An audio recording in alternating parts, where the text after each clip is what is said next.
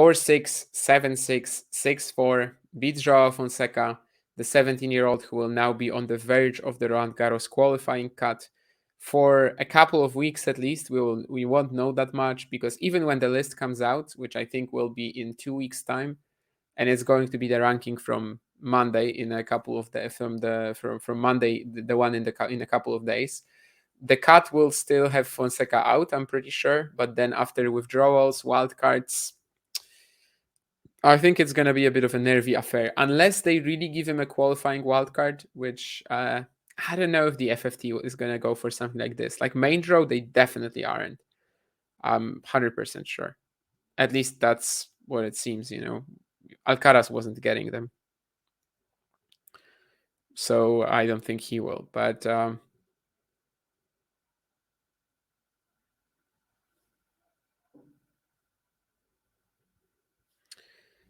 that's going to be it from Fonseca and Tabilo today.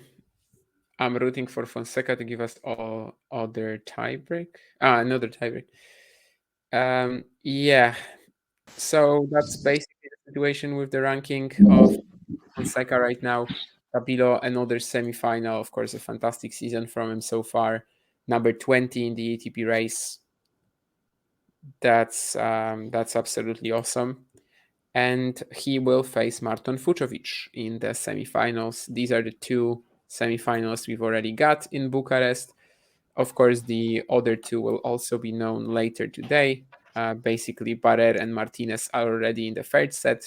Pedro probably got a bit less rest, given that his second round earlier today was much longer. But we'll see if he can actually prevail over Barrer. And Cerundolo against Navone should be on the court pretty soon as well, after Fonseca Tabilo, to play that fourth quarter final. There, Navone was the guy who played earlier, but also had the longer match, so maybe the balance of fatigue will be a little clear. Well, will be a little more even there. But yeah, for now we just know that tomorrow Tabilo will face Fucsovics. Nothing else left to add, I guess. I know we have this one guy there in the. I actually had my laptop muted. Can you hear me all right? Yeah, no, I had my laptop muted. So. Okay. Just one question, I think, which is, do you think maybe not playing the French Open, qualifying, etc., there is a positive spin to put on that if that does end up being the case? Is there something, maybe this would have come too soon for him anyway, and maybe he can play some other tournament, maybe a bit more suited to his level? There'll be a challenger in Bonn that he would be a great addition for during the French Open. There's no Trossard this year. Oh no! Yeah, it's not on the calendar. Yeah. I mean, I know what you mean. If he doesn't get into Roland Garros, he gets into Wimbledon anyway. Like he doesn't have much to defend. I mean, he doesn't have much to defend in the next few weeks, so I think he will be at Wimbledon anyway. Okay. Yeah, I don't think it's a massive. I don't think it's a massive setback. He can go to Surbiton then. He could, but yeah, I don't think it's a massive setback. Basically, if he doesn't, yeah, it would be fun to see him there, obviously, but I don't. Do you think he's played on grass or much on grass? Well, Wimbledon last year, yeah. Wimbledon, Roehampton. I think he might have actually even won Roehampton. Let me check that quickly. But Roehampton is that one J1 junior event that is before Wimbledon, and like every single player who plays Wimbledon is there. Well, actually, it's also held at the same courts as Wimbledon qualifying, so he would be familiar with the venue. He indeed won Roehampton, last year, and then at Wimbledon, I think it was a quarterfinal appearance from him. Okay, all right. Roehampton, is that what is that the actual name of the? Because there's also there's two things happening at Surbiton. One is a challenger, and then there's something else. I think it may be called the Lexus Trophy, although that might be the challenger. There's two events at Surbiton. Lexus Trophy is the challenger. So that's the challenger. But then there's another one for the women, I think, maybe in Surbiton a week or so later. I think is that like a W? It's a combined event, I think, but yeah. Yes, it is a combined event. You're right. Yeah. It's the same week. Yeah.